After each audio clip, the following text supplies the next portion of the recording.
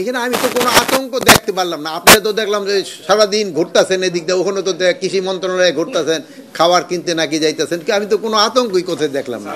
আপনি তো ঘোরাফেরা করতেছেন, আমিও দেখলাম হাঁটতেছি, আপনিও হাঁটতেছেন, এখানে কিসের আতঙ্ক? ও সড়কের তা সড়কের আপনি আমি তো দুজনের ভিতরেই ছিলাম আজকে, সড়ক তো আমরা দেখি নাই, সড়কও কোনো আতঙ্ক নাই, আমি তো সড়ক দিয়ে আসছি, আপনিও সড়ক দিয়ে আসতেন।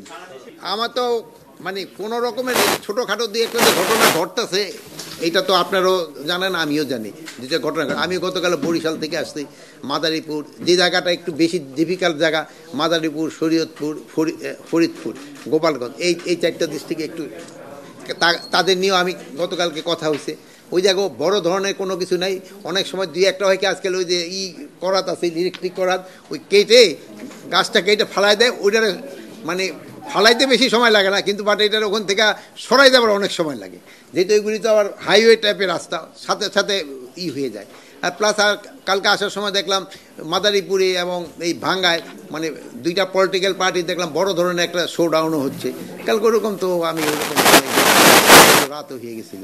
তো ছোটোখাটোতে আবার ধরেন যে অনেক জায়গায় এই যে কী বলে ককটেল ঠকটেল ফাটাচ্ছে, এতে আপনাকেও সহযোগিতা, এবার কিন্তু লোকগুলি যারা ফাটাচ্ছে তারাই ধরা পড়ে যাচ্ছে, এতে আপনারাও হেল্প করতেছেন, এই জন্য আপনার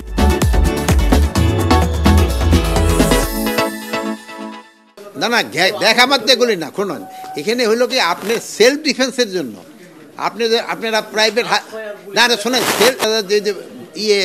হাতিয়ারের নেন না, পারমিশন নেন না, আপনাকে নিরাপত্তা ওইটা কী দেখছের জন্য, শিকারের জন্য কিন্তু নেন না, গিয়া যদিও করেন শিকার, কিন্তু নেন আপনার ডিফেন্সের জন্য।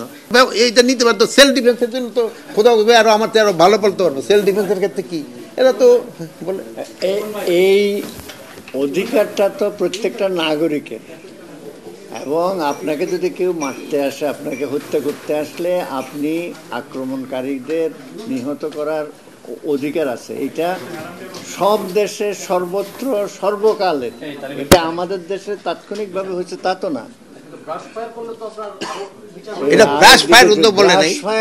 আপনি এটা কোথা থেকে পেলেন? ব্রাশ ফায়ার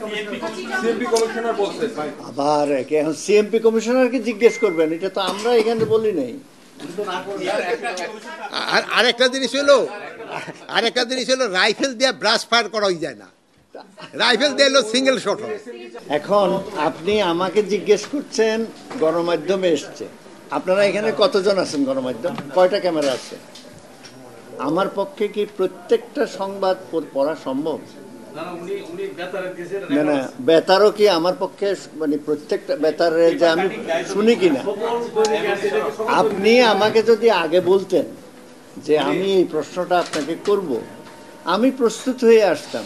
তাৎক্ষণিকভাবে থেকে জবাব দিতে পারবো না, তাৎক্ষণিক জবাব দেওয়ার যেটা সেটা মাননীয় উপদেষ্টা আপনাদের বলেছেন।